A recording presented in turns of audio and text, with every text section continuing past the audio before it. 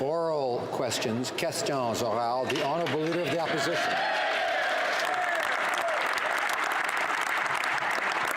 Mr. Speaker, the Prime Minister tried to interfere in a shipbuilding contract, and when he got caught, he tried to destroy the reputation and career of the person who stood up to him. We've seen this before, and it's a dangerous pattern with this government. Right. Why is it that anyone who says no to this Prime Minister ends up with a target on their back? The Honourable Minister of Justice. Mr. Speaker, the prosecution in question was handled by the Public Prosecution Service of Canada, which operates independently from the Department of Justice and independently from my office. My office had no role whatsoever in the decision to seek a stay of proceedings. The decision belongs to the Director of Public Prosecutions alone.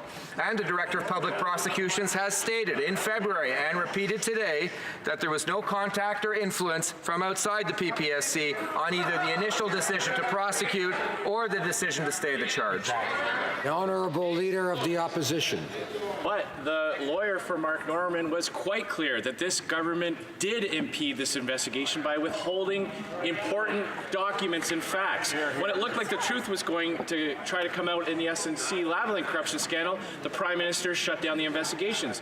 And when it looked like the truth in this scandal was going to come out, the Prime Minister tried to prevent a fair trial by withholding evidence and using delay tactics. So what is in those documents that this Prime Minister is so afraid of? The Honourable Minister of Justice.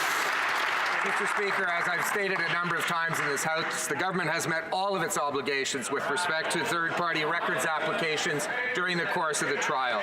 All documents from priority individuals identified by the defence in February had already been provided to the court. Mr. Speaker, as I've said, it's the Public Prosecution Service of Canada that has undertaken the evaluation of the evidence of this case and the prosecution of this trial, and it's their decision, Mr. Speaker, and their decision alone to stay the proceedings. Honourable Leader of the Opposition. Mr. Speaker, the Privy Council office undertook an investigation which led to nothing. Despite this, the Prime Minister is looking for a scapegoat, and he's chosen a Vice-Admiral. Now, he even said that this case would go before the courts, before the RCMP laid charges. Justice. The Honourable Minister. Mr. Speaker, as I said already in this House, the government has complied with all regulations in this case. The prosecution was led by the PPSC. It was their decision to go forward with the investigation. They went forward with the prosecution, and it was their decision to stay proceedings. The Honourable Leader of the Opposition. Mr. doesn't have the fortitude to answer these questions himself. Long before any charges were laid against Vice-Admiral Norman, the Prime Minister told the media that it would inevitably wind up before the courts. Today, Vice-Admiral Norman's lawyer described those comments as, quote, an extraordinary event. How did the Prime Minister know that this would end up in court before any charges were made, and why won't he stand up and answer these questions for himself? The Honourable Minister of Justice.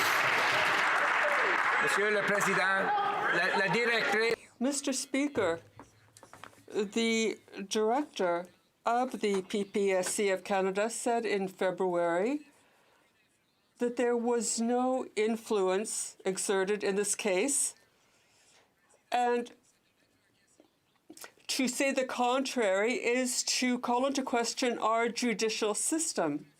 We're very proud that the system worked the way it should. Speaker, Vice-Admiral Mark Norman had the honor and integrity to face allegations against him himself. Exactly. The Prime Minister doesn't have the same fortitude or backbone. Let's look at what Mark Norman's lawyer did say. She said, quote, there are times when you agree with what happens in a court and at times you don't, and that's fine. But what you don't do is you don't put your finger and try to weigh in on the scales of justice. That is not what should be happening. That's exactly what this government did in trying to block and obstruct evidence coming before that court. What is in those documents that this Prime Minister is so afraid of? The Honourable Minister of Justice. Mr. Speaker, as I've said, There was no role played by Privy Council in this file.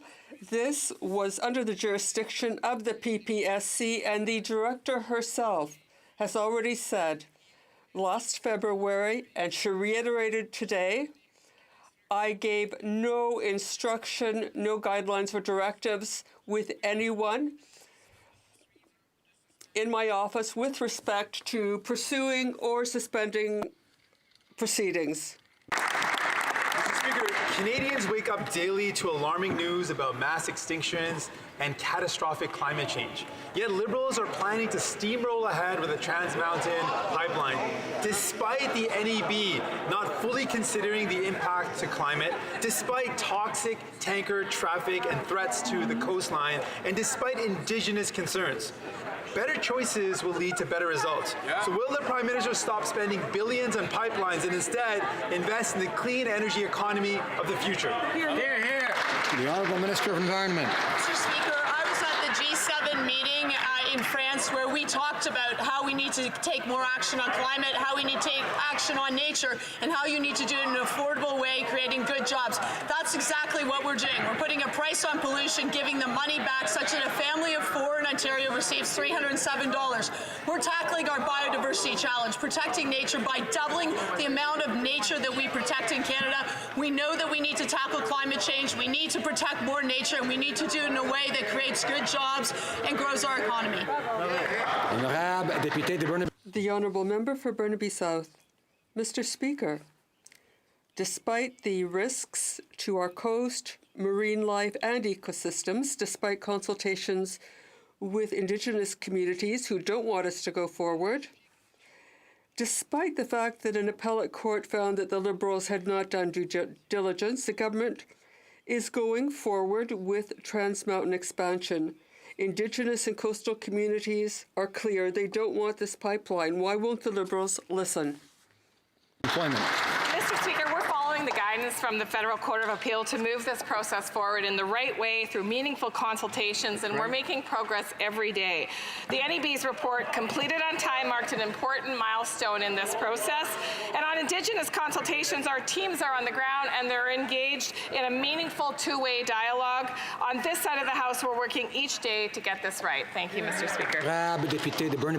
The Honourable Member for Burnaby South. Vice-Admiral Norman's trial has been a debacle since the beginning. People deserve the truth around whether or not the PMO interfered in a judicial process.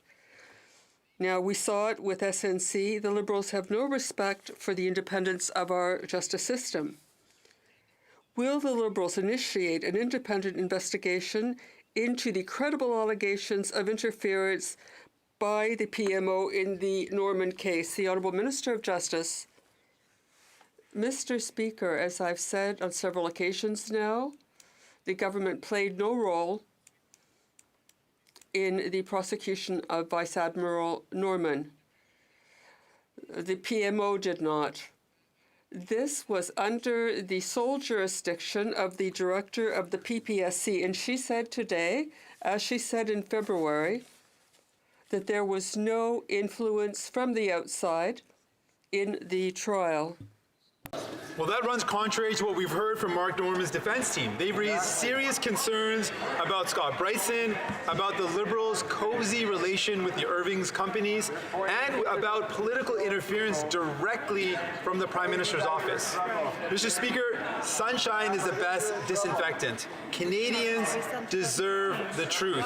So why is the Prime Minister refusing to hold an independent investigation into the Liberals' handling of this case? Minister of Justice. Mr. Speaker, the Director of Public Prosecution stated today, as she stated in February, that there was no contact or influence, including political influence, from outside the PPSC at either the step of the initial decision to prosecute or the decision to stay the charge. Mr. Speaker, on this side of the House, we believe in our judicial institutions. We believe in our prosecutorial institutions, unlike the previous government, which had a record of interfering with the courts. Order. The Honourable Member for Milton. Thank you, Mr. Speaker. This was said today in the press. I have an important story to tell that Canadians will want and need to hear. We have had documents withheld, we've had witnesses silenced, and we have seen a personal attack on the reputation of a revered public servant. And I'm not talking about SNC-Lavalin.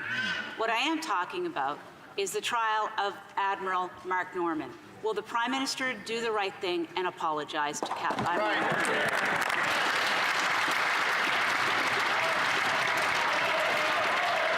The Honourable Order. The Honourable Minister of National Defence. Order. Mr. Speaker, as the Public Prosecution Service of Canada confirmed today, every decision was made completely independently. And let me quote from that statement. No other factors were considered in this decision, nor was there any contact or influence from outside the PPSC, including political influence, in either the initial decision to prosecute Mr. Norman or in the decision to stay the charge today. Any accusations otherwise, Mr. Speaker, are absurd. Honourable Member for Milton. What is absurd is the fact that these cabinet ministers are being sent out with such flimsy lines that actually do not address the matter. The matter is simply put this.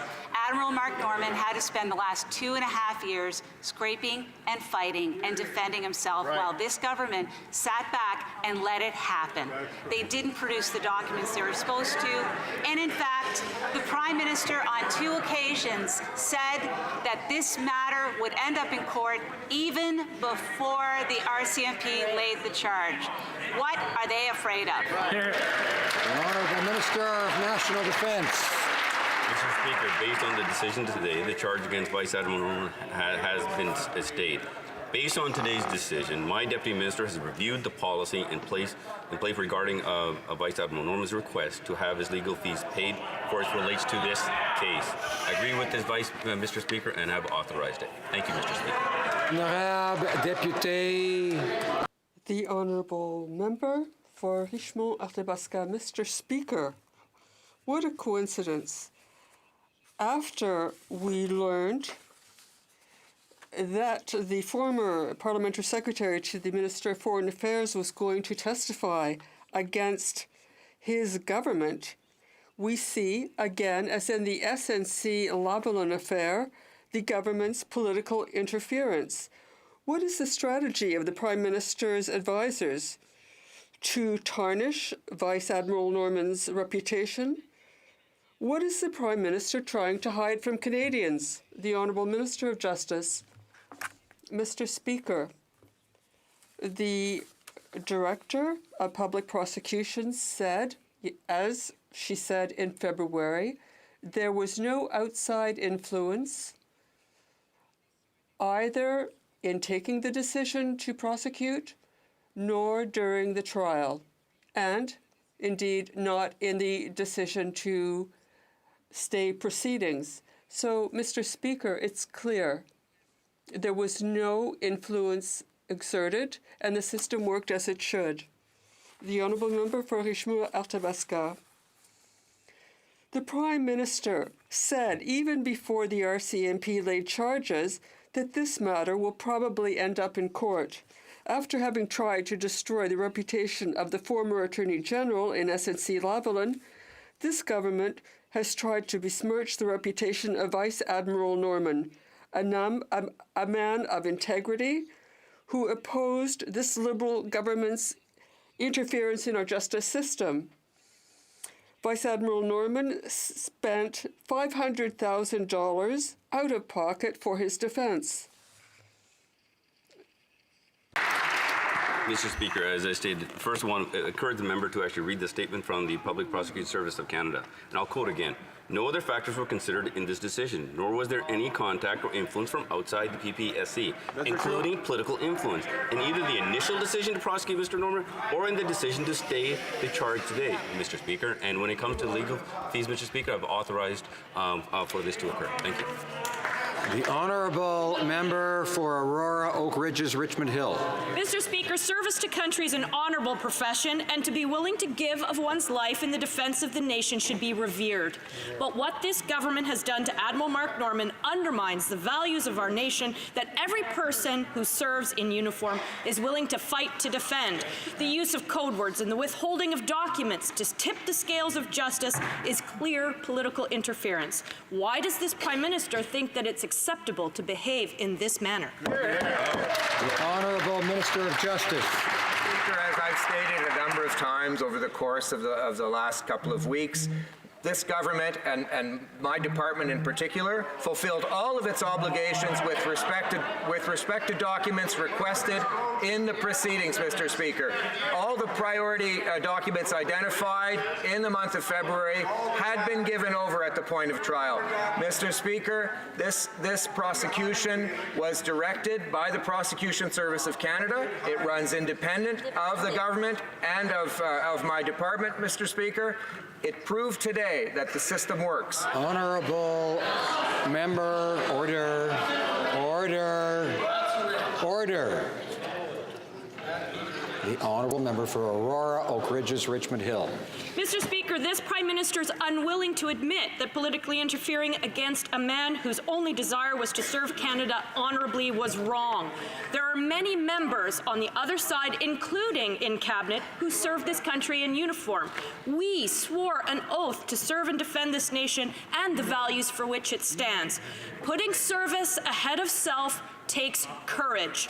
When will they find the courage to stand for what's right and honor their oath to serve this country ahead of the leader of the Liberal Party?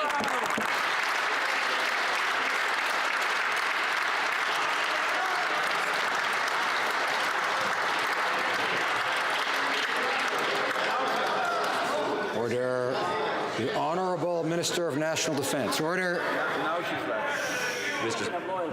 Mr. Speaker, I'm thankful for all the members who serve our Canadian Armed Forces, our veterans as well, including all members in this House, and should not compare one service over another, regardless of party affiliation, Mr. Speaker, and we honor that, Mr. Speaker. And our defense policy makes sure that it's fully funded, and we're going to be focusing on looking after our people. We have increased our defense spending by 70%, Mr. Speaker, and putting a premium on looking after them and their families. Thank you, Mr. Speaker. Honourable Member for Timmins, James Bay. The government's witch hunt against Vice-Admiral Norman has collapsed, but has exposed the ruthlessness of a Prime Minister who was willing to destroy the career of a naval officer who served this nation with distinction. Why? Because he raised questions about a lucrative pork barrel deal on an important naval deal. So what we've seen is the shocking lengths this Prime Minister will go to interfere in the legal system to help cronies of the Liberal Party, but to attempt to destroy an admiral's career is way over the line. I'm asking the Prime Minister to stand in this House today to apologize to Vice-Admiral Norman and his family. The Honourable Minister of Justice. Mr. Speaker, as the honourable member well knows, the RCMP, which did the initial investigation, operates independently of government. The Public Prosecution Service, which looks at the evidence gathered by the RCMP and decides whether to lay charges, which proceeds with the prosecution if it decides to proceed, and then in this case decides to stay the proceedings, also operates independently of government, independently of my office, independently of the Prime Minister's office. And the Director of the Public Prosecution Service stated that today, as she stated in February, that there was no outside. The Honourable Member for Timmins, James Bay. Oh, he left out one important point. It was a star Liberal MP, a former decorated general, who stepped forward and was willing to testify against this Prime Minister and his own government over this harassment of Admiral Norman. So this is much bigger than defending the cronyism of the Liberal Party of Canada, which the Attorney General has been defending as of late. This is about the rule of law in Canada. So why is the Prime Minister refusing to stand up, to apologize to Canadians, to explain himself, and to launch an independent investigation into the behavior of his government?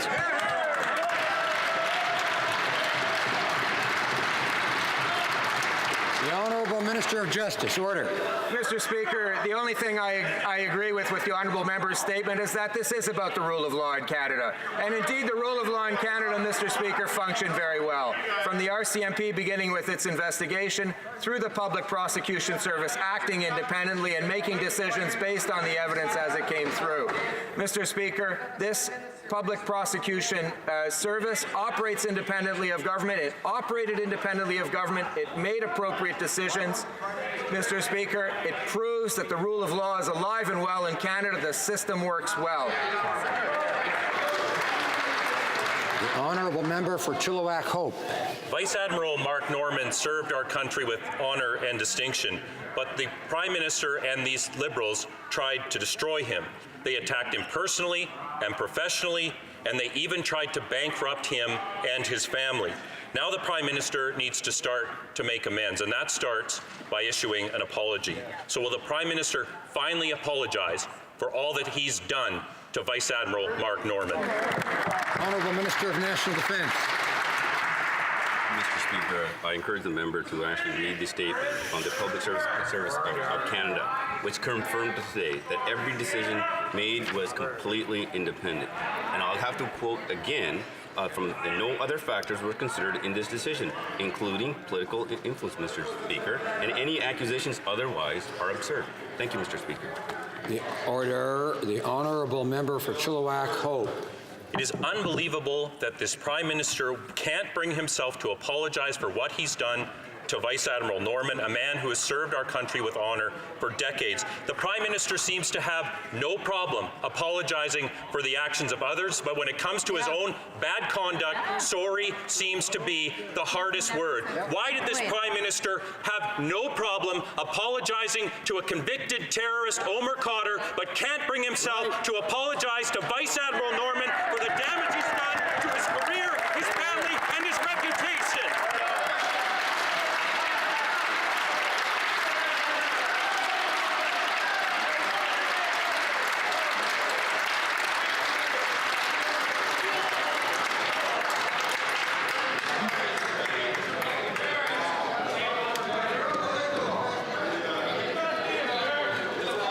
Order.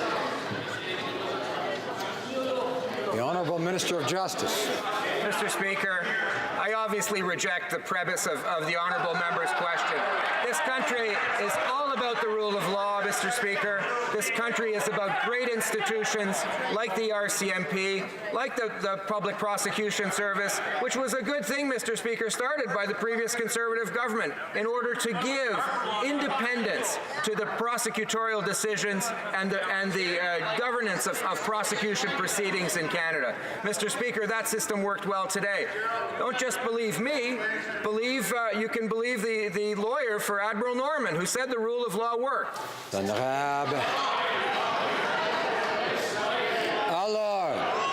Order, please.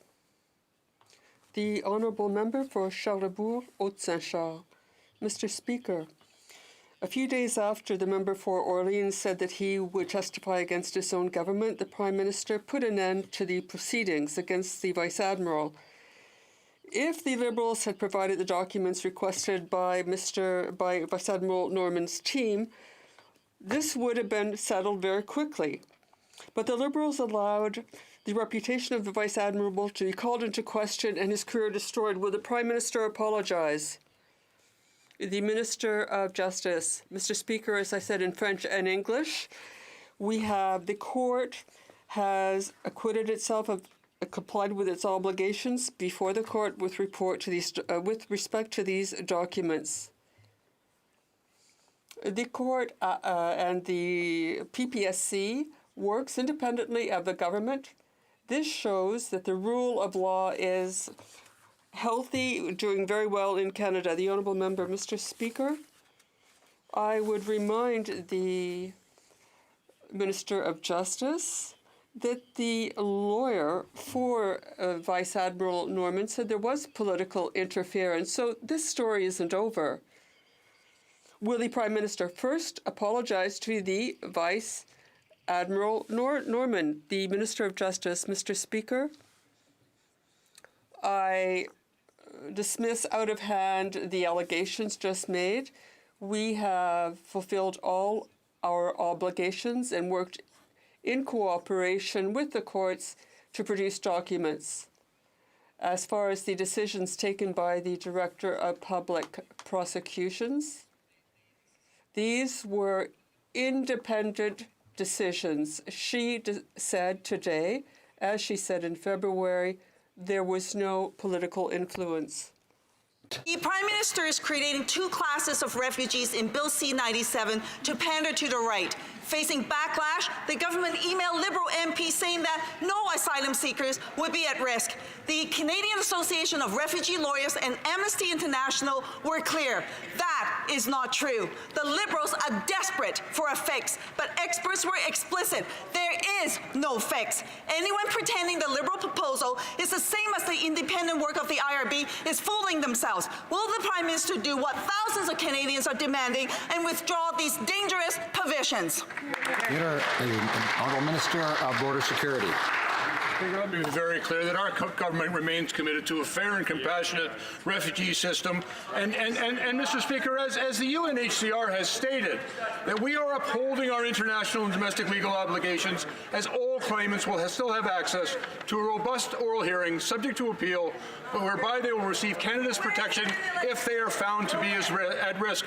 And as the UNHCR went on to attest, the PRA that we are providing provides the same objectives as the IRB's process and confirms the same degree of refugee protection. The Honourable Member for Sherbrooke.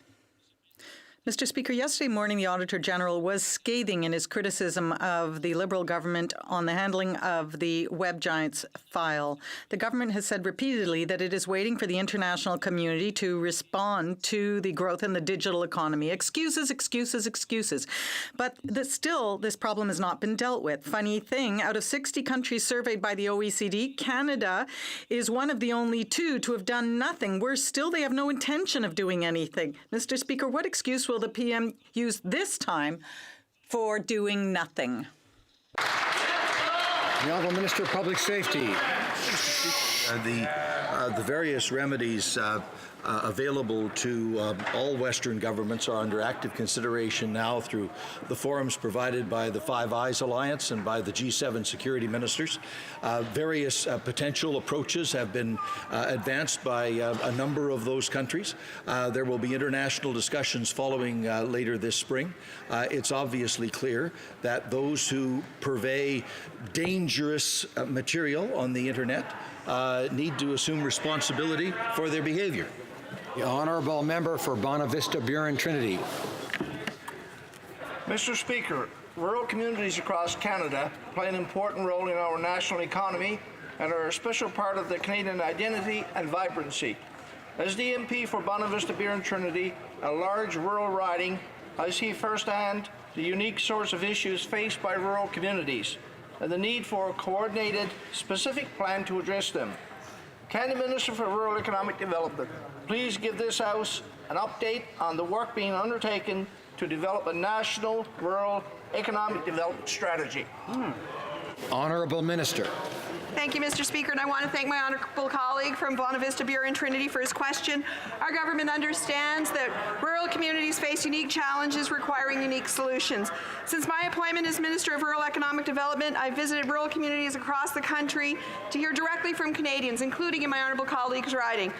Mr. Speaker, we've heard from stakeholder groups, local governments, small business owners, and the feedback we've been receiving has been immensely helpful in getting the message out, and we'll make sure we help form our national economic development strategy. I look forward to continuing the work to develop this strategy and bringing it back to the House soon and share this opportunities with all Canadians. The Honourable Member for Chicoutimi-Le-Fjord. Mr. Speaker, in February 2018, the Prime Minister announced that the Norman matter would go before the courts before the RCMP even laid charges. In the run-up to the elections, charges have been withdrawn after the MP for Orleans stated he would be testifying on behalf of Vice-Admiral Norman. And we're being told this is just a coincidence. The government never wanted to provide the documents that were necessary for Vice-Admiral Norman's defense. What is he hiding? The Honourable Minister of Justice. I will say it again, Mr. Speaker. The decision to stay the proceedings was made by the director of the PPSC. alone. And as I have said several times, we cooperated fully with the court for the production of documents that were required for the trial. And the director said herself this morning, as she said in February, that there was no political interference in this case. The Honourable Member for Chicoutimi-Le-Fjord. Mr. Speaker, Vice-Admiral Norman has always put national interest first. The asterisk was a resounding success in military procurement, delivered on time and on budget by Davy. The Liberal government, on the other hand, put their political and partisan interests first, above the national interests, which are to provide adequate equipment on time to our military.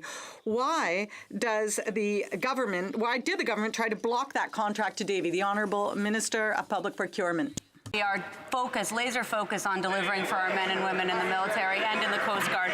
We have delivered a fully costed defense policy and a defense investment plan that's going to allow research and development into the future. We've launched the Future Fight jet procurement for the replacement of 88 fighter jets. We have delivery of our first interim jet. We have the first large vessels in the water built under the National Shipbuilding Strategy, including the first offshore fishery and science vessel, the first Arctic offshore patrol ship. We're building 2 more. We cut steel on the 4th last week. We purchased fixed-wing search and rescue aircraft. We have award. The Honourable Member for Selkirk Interlake Eastman.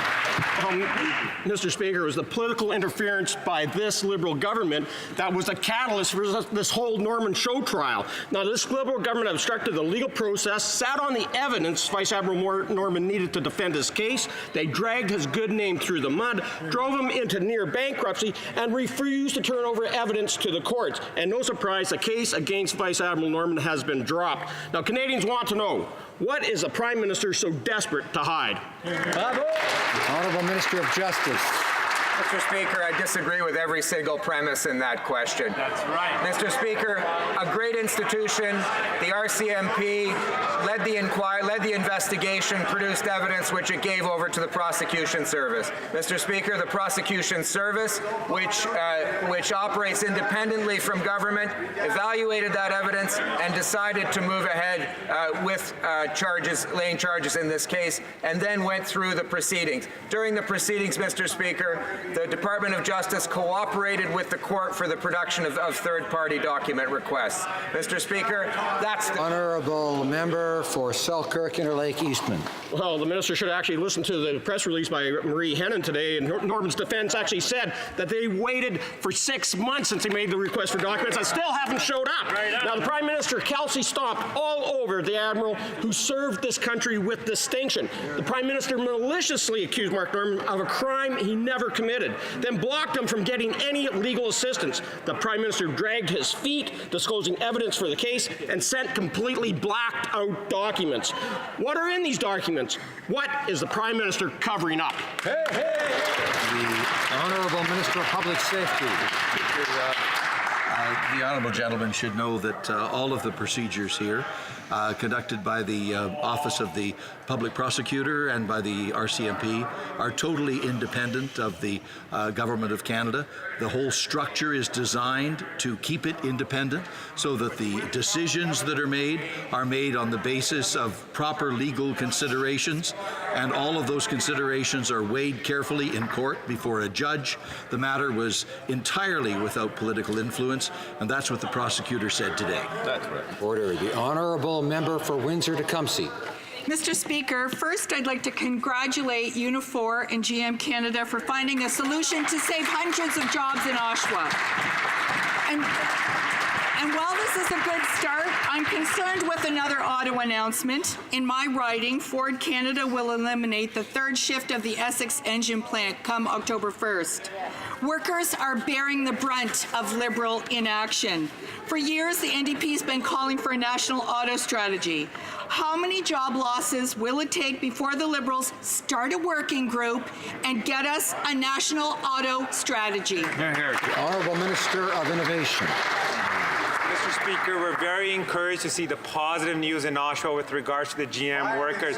But more importantly, the member opposite raises the questions of jobs. Since we formed government in 2015, 11,500 new jobs have been created in the automotive sector.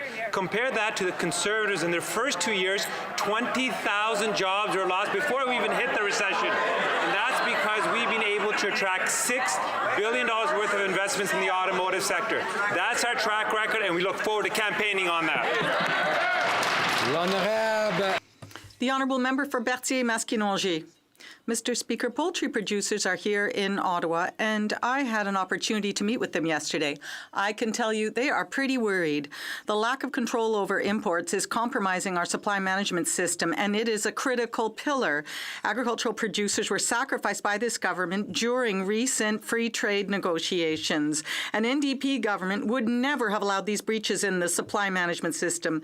Mr. Speaker, will the federal government finally commit to controlling imports and thus safeguard the future of our farmers and the supply management system? The Honourable Minister of Agriculture. Mr. Speaker, no later than this midday, I was with the Poultry Producers Association. I had an opportunity to have yet another good discussion with this group to reassure them. Our government has committed to all supply managed sectors. We made a firm commitment in the budget 2019, and we're working very hard to be able to implement those commitments over the next few months. These associations can count on this government. Renfrew Nipissing Pembroke. Mr. Speaker, we've seen this Prime Minister fight veterans in court before. He says they're asking for more than he can give. But when it comes to fighting people who are standing up against them, then money is no object. How many taxpayers' dollars has this Prime Minister wasted trying to destroy Vice-Admiral Mark Norman? Good question. The Honourable Minister of Veterans Affairs. Mr. Speaker, it's kind of rich to have the honourable colleague mention Veterans Affairs and what her government did with Veterans Affairs. Cut 1,000 jobs. Cut agencies that work on pension benefits. We as a government allocated $10 billion of new money. Allocated a pension for life. We have and will continue to take care of veterans in this country, Mr. Speaker.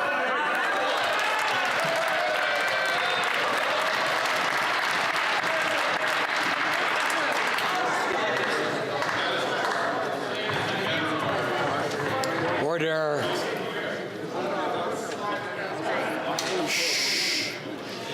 The Honourable Member for Durham. Mr. Speaker, the Royal Canadian Navy is our senior service, and today their most senior officer, Mark Norman, was completely vindicated. The Crown said there was no reasonable prospect of conviction. There was never a reasonable prospect of convicting Mark Norman, Mr. Speaker. He never should have been removed from command. He never should have faced a criminal charge, and he never should have been the fall guy for Liberal corruption. Can this government start making it right? And can the Defence Minister today commit to reinstate Mark Norman as the Vice Chief of Defence Staff?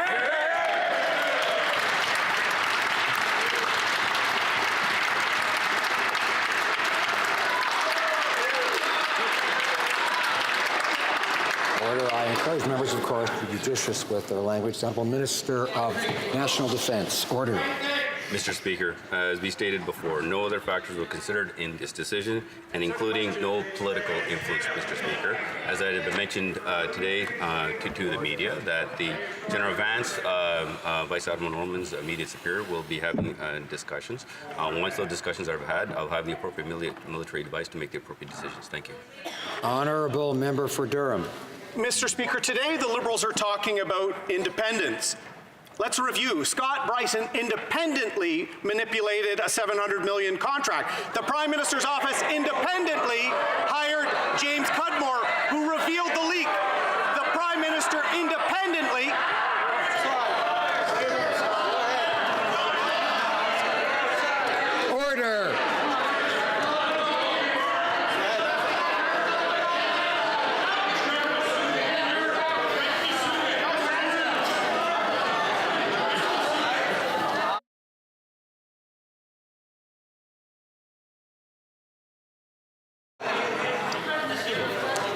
Order. The honourable member for Durham has the floor. Order. The Liberals are a little touchy today, Mr. Speaker. Scott Bryson independently tried to stop a naval contract. The reporter that revealed that, James Cudmore, was independently hired by the PMO. The PMO independently had Michael Wernick look into the leaks and found 73 people knew. The Prime Minister independently said Mark Norman would be charged. Honourable Minister of Justice. Mr. Speaker, as I have stated a number of times in this House today, there are a number of outstanding institutions who did their jobs properly to protect the rule of law in Canada. Mr. Speaker, the RCMP conducted an investigation which produced evidence. Mr. Speaker, the Prosecution Service took that evidence, assessed it, decided to lay charges, decided to proceed with the prosecution, and then decided to stay it, all within their independent powers as our Prosecution Service. Mr. Speaker, our government cooperated in producing thousands of documents, Mr. Speaker, on third-party record applications. Been called worse. The honourable member for Kitchener South Hespeler. Mr. Speaker, tourism is a key economic driver in Waterloo region. But for 10 years, the Conservatives failed to understand that. That's right. Harper made cuts to Destination Canada's budget, and now Doug Ford is cutting the province's tourism budget. It is very clear that the tourism sector is not a priority for these Conservatives. Can the Minister of Tourism, Official Languages, and La Francophonie reassure the hard-working people of the tourism sector what our government is doing to support them better? The Honourable Minister. Merci, Monsieur le Président. Thank you, Mr. Speaker. South Hespeler for his important question and hard work. Last year, Ontario welcomed almost 10 million international visitors, contributing to $7 billion to the economy. The Conservatives made it clear that 700,000 hard-working Ontarians in the tourism sector are not a priority for them. Our Liberal government understands the growth in the sector, and that's why we invested $60 million in our budget. How can the Conservatives say, on the one hand, that Ontario is open for business, while meanwhile they're cutting tourism? I'm hearing unparliamentary language from the honourable member for Battle River Crowfoot. He should know that that's not permitted in the House, and I invite him now to apologize for his remark. You can apologize. Thank the honourable member. The honourable member for Leeds, Grenville, Thousand Islands, and Rideau Lakes. Thanks, Mr. Speaker. The government seems concerned and confused about their jurisdiction, but this Prime Minister's actions in the Vice-Admiral Norman trial are the exact same as the SNC-Lavalin scandal. He tried to interfere in an ongoing criminal trial. The fact that he was unsuccessful twice doesn't change the fact that he tried to put his fingers on the scales of justice. Thankfully, our independent justice system resisted his attempt to politically interfere with it.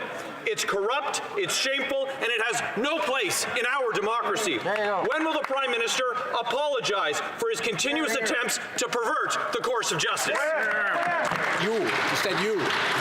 Honourable Minister of Justice, order. Mr. Speaker, the rule of law in Canada in the course of justice is doing quite well today. Thank you very much. Mr. Speaker, the Prosecution Service of Canada, acting independently from government, as the Director said, acting independently of influence, including political influence of any kind, made a decision to stay a proceeding after having led a process, after having started that process based on evidence given by another great institution, the RCMP. Mr. Speaker, the rule of law is functioning as it should in Canada. Justice has been served, and I'm quite proud of our system, Mr. Speaker. The honourable member for Rimouski-Nejet-Témiscouata-Les-Basques. Mr. Speaker, yesterday the leader of the Conservative Party announced that he would move the Canadian Embassy from Tel Aviv to Jerusalem if he became Prime Minister. This policy is not only irresponsible, but it would also run counter to international law, UN Security Council resolutions, and above all, common sense for anyone who wants peace in the region. The Conservatives' plan appears to be simply to copy Donald Trump's international policy, and that's more than troubling for stability in the Middle East. Will the Liberals commit to condemn this plan, knowing that Jerusalem East has been internationally recognized as occupied Palestinian territory? The Honourable Parliamentary Secretary to the Minister of Foreign Affairs. Best friend of Israel and a friend to the Palestinian people. Canada's long-standing position is that the status of Jerusalem can be resolved only as part of a general settlement of the Palestinian-Israeli dispute. That's been a long-standing policy of consecutive governments, and we remain strongly committed to the goal of a comprehensive, just, and lasting peace in the Middle East, including the creation of a Palestinian state living side by side in peace and security with Israel, which we celebrate today on its Day of Independence.